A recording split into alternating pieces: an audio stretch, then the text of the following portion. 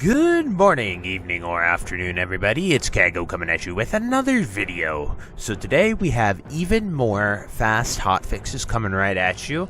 These are more changes that, have been implemented. They've been just going rapid fire with these, and they are pretty nice, and I definitely think for the betterment of SOD in the end. So it is just a few things that weren't too crazy, but, needed to be changed. But before we get into the video, be sure to like, comment, and subscribe. Everything you guys do helps my channel grow, helps me get discovered, and helps me help as many people as possible, which is the entire point of my channel. So without further ado, let's get into the video. So I'm going to switch it over here to the patch notes. We're going to dive right into them.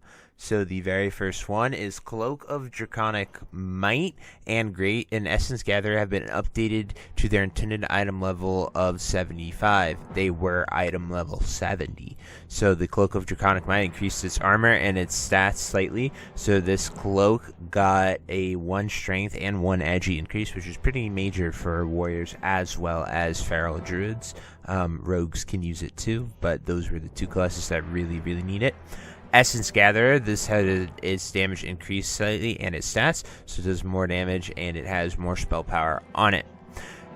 Then for Molten Core, Shaz will no longer create 2 clones on Heat 3. So we actually, that one's weird because for most of the time doing Heat 3, I don't know if it was bugged or not, but it really didn't do the 2 clones, and then just 1 week it just started doing them. And then now they're taking it away already. So that was really interesting. We were dumbfounded when we first started seeing it be implemented. I guess that was how it was supposed to be, and then it wasn't. But from now on, it won't do 2 clones.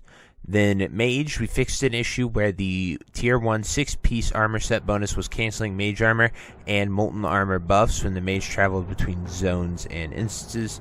So it was just removing your Molten armor buff, or it might have been removing the 6-piece affix buff, because it is a separate buff that goes on you because of the tier bonus. It's just sort of how it's coded.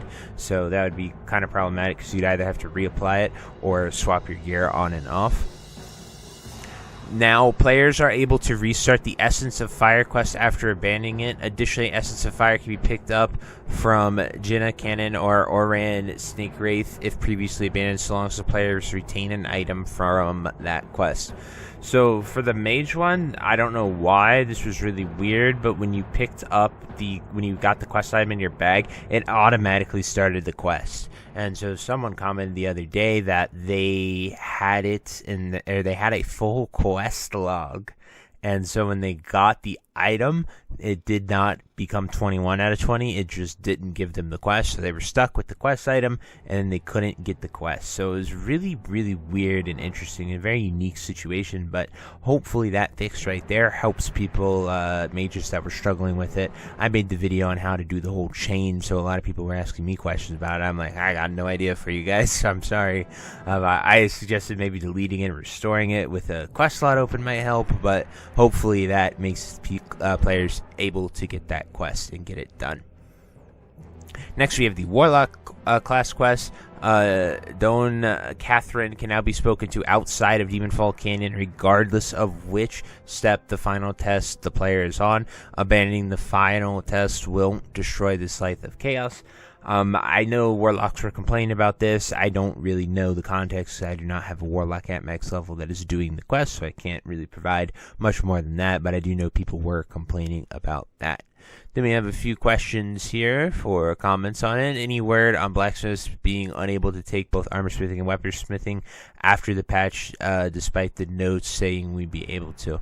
So I have gotten quite a few people talking about that as well, and I don't know when that'll be done, and I hope they can get that fixed soon, because I think it's important that they act on these things that they promise us and say they're going to be put into the game. But anyway, a few things that I also noticed is with BWL right now. So last week you introduced BWL and they had the trials, And so one of the two of the trials, the green trial and the blue trial, put bombs on you, and with those bombs you either have to stack. So with the blue trial you have to stack on the group, and with the green trial you have to get out of the group because you explode and you drop poison on the floor that'll do raid-wide damage if it's not handled. So those two affixes can be very obnoxious when, one, you're in the suppression room because everyone's moving really slow, but two, I don't know if this was a bug or something, but this happened last night to us, and the green and the blue were going on the same person. So we had to have the entire raid stack on them, and then we had to spread out. And I'm not sure if it was to be functioning that way. I'm not sure which is the correct way. We did it all last week and never had that issue occur, and multiple people doing multiple runs on multiple guilds also confirmed this with me. And so it's just a really weird thing happening with those affixes, so they can be pretty buggy. I also know that people were complaining about it on the forums as well, so that could be another thing that has to be fixed. Hopefully will be fixed pretty shortly. It made the raid a little challenging, and I can't imagine if people were doing mythic mode with the black affix as well. That could be even harder because you would just wipe your raid, or you'd have to use a stupid amount of greater nature protection potions to sort of soak it all, because it is pretty intense with the black dragonflight mechanics added to there as well. But all in all, guys, it's good to see that the devs are taking the time to fix these. I would still like to see the mage class quest with the frost staff be addressed, or the essence of frost be addressed, because you have to do it in the exact order that the quest chain gives you it.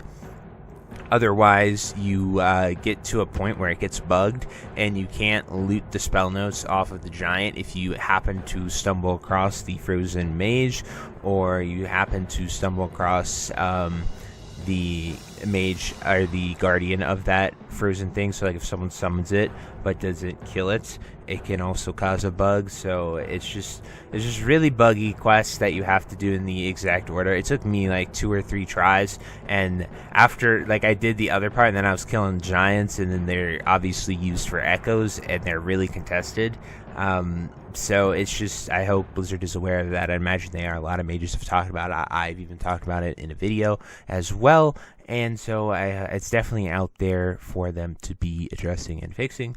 I just did the Druid quest line for the Galsarar and Raylar staff, and that actually worked really nice. So it was cool to see that you go into a cave, solve a bunch of riddles. So that was all good there. But anyway, guys, those are all the things that I have noticed that could use additional hotfixing, as well as my thoughts on the current hotfixes that they did. But if you have any questions, anything you'd like to add, definitely drop it down below. I enjoy reading them, and I enjoy having the awesome discussions. But I hope you enjoyed this video, and until next time, I'll see you later. Have a great day. Bye-bye. Hey, you. Yes, you. Are you still there?